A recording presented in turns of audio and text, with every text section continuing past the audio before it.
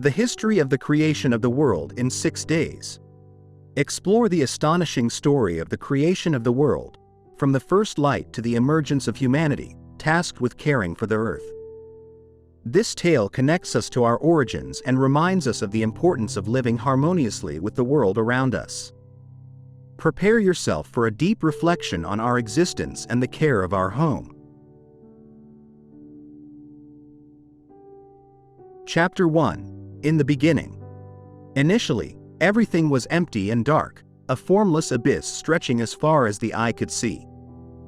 There was no up or down, there was only an infinite and deep space waiting to be filled. In this vastness, the spirit of creation began to move, a whisper in the eternal silence promising the start of something new and extraordinary. The divine decision to create light emerged as the first act of will, a pure thought that cut through the darkness like a sharp knife. Let there be light, and light was made. This light was unlike anything that existed before, radiation that not only illuminated, but also brought warmth and life. The darkness retreated, folding back in the presence of light, marking the first great act of creation. The separation of light and darkness was the next step, a clear distinction that would divide time between day and night. This act organized the initial chaos and established a rhythm, an eternal cycle of light and darkness that would be fundamental for everything to come. At the end of this first day, there was a sense of emerging order, an omen of the wonders that were yet to be revealed.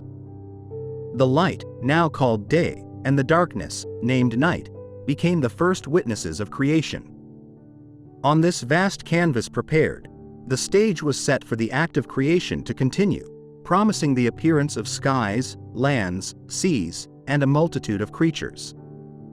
The divine presence, satisfied with this beginning, contemplated the light and saw that it was good, an omen of hope and a future full of possibilities. Chapter 2. The Expansion of the Heavens. At the dawn of the second day, the spirit of creation focused on the firmament, a vast expanse that would separate the waters of the earth. With a word, the firmament emerged, a celestial vault stretching in all directions, dividing the waters that were below from the waters that were above it. This space, now called heaven, was a deep and infinite blue, a reflection of the mystery and majesty of creation itself. The creation of the firmament was an act of balance and harmony, designed to sustain life in ways that were yet to be revealed. The waters above the firmament were held in place, promising rain to nourish the earth, while the waters below were prepared to reveal continents and oceans. This delicate balance between sky and earth was fundamental, a foundation upon which everything else would be built. Naming the firmament of heaven was an act of affirmation, a declaration of its purpose and its role within creation. It was both a boundary and a bridge, separating the divine from the earthly while offering a glimpse into the vastness and beauty of the universe. By the end of this second day, the firmament had divided the waters and established a sky that would witness the ongoing unfoldment of creation. The expansion of the heavens marked a moment of transition, a step from light and darkness to the formation of defined spaces where life could flourish. The firmament, in its immensity and beauty, was a reminder of the magnitude of creation and the care put into every detail. With the sky now in place, the stage was set for the next act of creation, the appearance of dry land, and the proliferation of life in all its forms. Chapter 3. The Emergence of Dry Land. The third day dawned with a new task for the spirit of creation, to reveal dry land. The waters under the sky began to move, obeying an invisible command, and gathered in designated places, exposing vast expanses of land. This land, emerging triumphantly from the depths, was named Earth, and the gathered waters were called seas. The sight of dry land breaking the surface of the water was a majestic spectacle, a testament to the strength and intention behind each act of creation. With the land now firm and the seas outlined, the next step was to infuse life into this landscape. From the earth sprang all kinds of vegetation, plants yielding seed according to their kind, and fruit trees bearing fruit with seed in them. This explosion of green and color broke the monotony of the bare land, covering it with a mantle of life that promised sustenance and beauty. Each plant and tree were unique, designed to flourish and multiply, filling the earth with their presence. The creation of vegetation was not just an act of beauty but also of purpose. Plants and trees were created not only to adorn the earth, but also to serve as a source of food and shelter for the creatures that would come later. This cycle of life, where each element sustains and is sustained by another, was a fundamental part of the design of creation, an interconnection that ensured the balance and prosperity of all living things. At the end of the third day, dry land and vegetation had transformed the landscape of creation. What was once a void is now brimming with potential and promise, a home awaiting its future inhabitants. The earth and seas, adorned with the richness of vegetation, were a testimony to the care and intention put into every detail of creation. With this foundation established, the stage was set for the next acts of creation, the lighting of the sky and the blossoming of life in all its forms. Chapter 4. The Luminaries in the Sky. On the fourth day, the stage of creation was carefully prepared, with the expansive heavens above and the fertile earth below. Divine attention turned to the sky, where luminaries would be placed to govern the day and night. With a word, the sun emerged, a blazing sphere of light and heat, destined to dominate the day. Almost as an echo, the moon manifested, a silent guardian for the night, reflecting the sun's light with a soft and serene glow. Alongside them, the stars were scattered across the firmament, sparks of light piercing the veil of darkness, each assigned its place in the sky. The purpose of these luminaries was multiple: to separate light from darkness, mark the change of seasons, and signal the passage of days and years. They were celestial clocks, gifts to those who would inhabit the earth, allowing them to measure time and orient themselves in the vast world. The creation of the sun and the moon not only brought a new dimension of beauty to the sky but also introduced an order into the flow of time, a structure that would guide the rhythm of life on earth. The sun, with its dazzling light, was a source of life, warming the earth and nourishing vegetation. Under its watch, the cycle of life could flourish, allowing plants to perform their eternal dance of growth and reproduction. The moon, on the other hand, offered a tranquil glow, a light for the nights, marking the passage of time with its phases. The stars, distant but constant, served as reference points, like maps written at night sky. After this fourth day, the night sky was no longer a blank canvas but a spectacle of light and shadow, a constant reminder of the power and precision of creation. The luminaries in the sky fulfilled a practical function and inspired awe and wonder, reminding the future inhabitants of the earth of the magnitude and majesty of the universe. With this act of creation completed, the stage was set for the next display of life, an act that would fill the seas and skies with a diversity of creatures. Chapter 5. The Overflow of Life in the Water and Air. The fifth day dawned with a promise of life and movement. The spirit of creation turned towards the seas and skies, preparing both for an unprecedented display of life. With a word, the waters teemed with a multitude of living creatures, from the tiniest fish to the most majestic whales, each species created according to its kind. The seas, once calm and silent, now buzzed with activity and color, a mosaic of life in constant change and adaptation.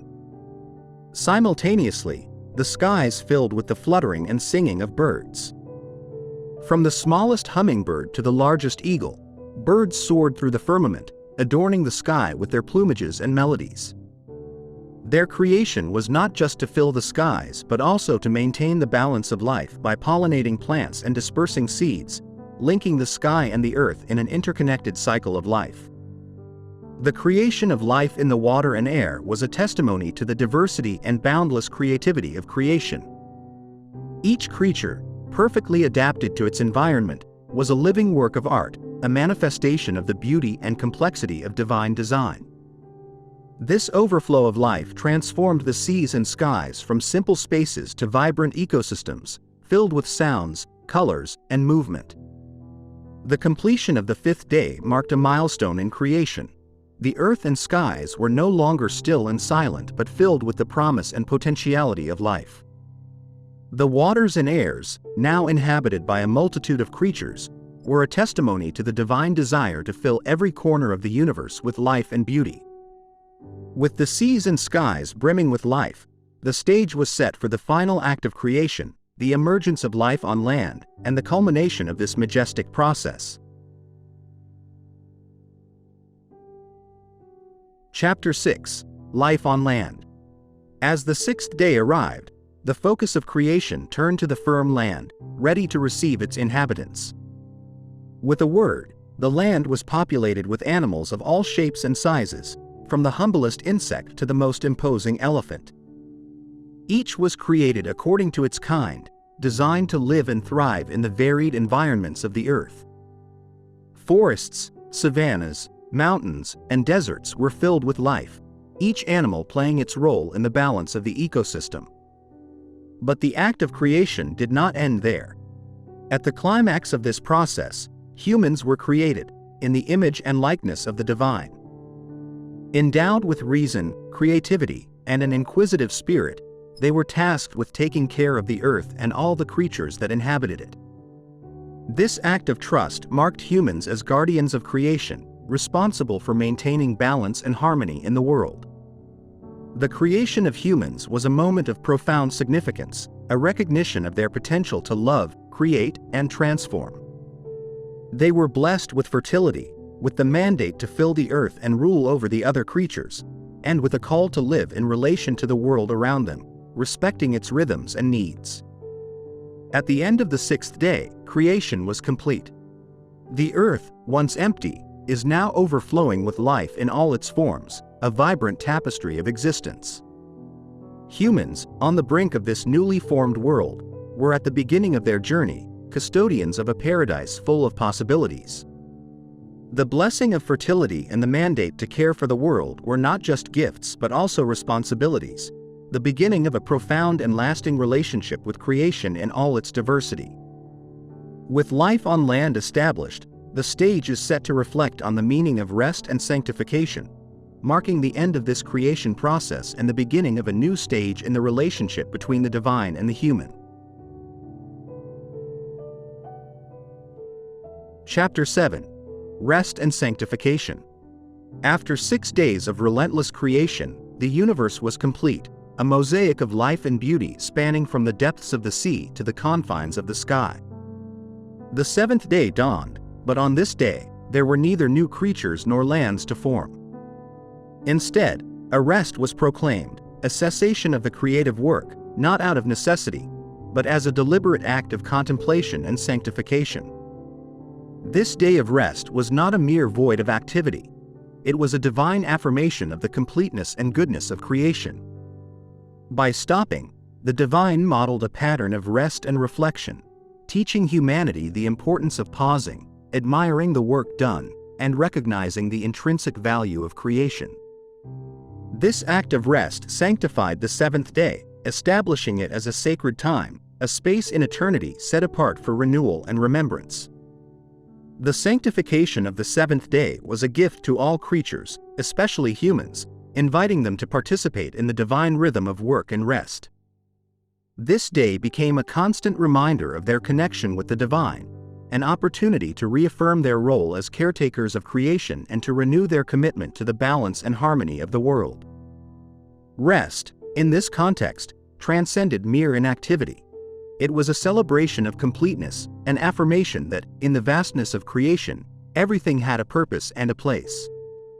This day of pause served to recalibrate the heart and mind, to look beyond the urgency of the day-to-day, and to see the majesty of the grand design.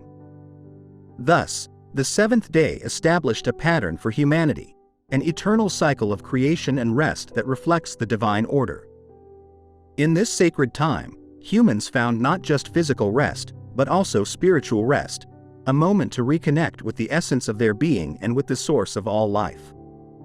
The sanctification of this day reminded all Earth's inhabitants of the importance of respecting natural limits, of living harmonizing with the rhythm established by creation, and of honoring time as a precious and sacred gift. Chapter 8: The Garden of Eden. Before humanity embarked on its journey outside the garden, there was a time of innocence and learning in Eden, a place of unparalleled beauty designed to be the home of the first humans. This garden, filled with fruit trees and rivers flowing with clear water, was a reflection of the divine desire to provide an environment full of everything necessary for life and happiness. In the center of the garden stood the tree of life, as well as the tree of the knowledge of good and evil, establishing from the beginning a fundamental choice for the inhabitants of Eden. They were given freedom, along with a single restriction, marking the beginning of human morality and responsibility. The placement of man in Eden was accompanied by clear instructions: to cultivate and care for the garden, to live off its fruits, and to respect the established limits. This initial relationship between humanity and nature was one of harmony and mutual dependence, where each action aimed to preserve the balance and beauty of the environment. This time in Eden was also a period of learning and communion, where the first humans explored their surroundings, learned about the creatures with which they shared the garden, and developed their understanding of the world and their place in it. The relationship between them and the divine was direct and personal, a constant dialogue that guided their growth and understanding. The Garden of Eden, with its abundance and beauty, was a model for life on earth, teaching humanity the value of responsibility and care. This chapter of the story serves as a reminder of what is possible when living harmoniously with creation, respecting its limits, and celebrating its abundance. Chapter 9: The First Challenges. Despite the perfection of Eden, the first humans faced challenges that would test their character and determine their destiny. The freedom granted was accompanied by the capacity to choose, and with that choice came the possibility of error. The critical moment came with the decision to disobey the single command given to them, a choice that introduced the knowledge of good and evil into the human experience. This act of disobedience marked a before and after in the relationship between humanity and the divine, introducing suffering and mortality into the world. However, beyond the immediate consequences, this event also opened the door to redemption and growth. The expulsion from Eden was not just a punishment. It was also a call to humanity to mature, to face the realities of the world outside the garden, and to learn to live with the consequences of their actions. The challenges that followed, from the hard work of cultivating the land to the complexity of human relationships, were part of this new chapter in human existence. Through these trials, humanity began to understand the importance of effort, perseverance, and responsibility, values that would be essential for their survival and prosperity. This chapter of the story underscores the complexity of freedom and responsibility, showing how, even in moments of failure, there are opportunities for learning and growth.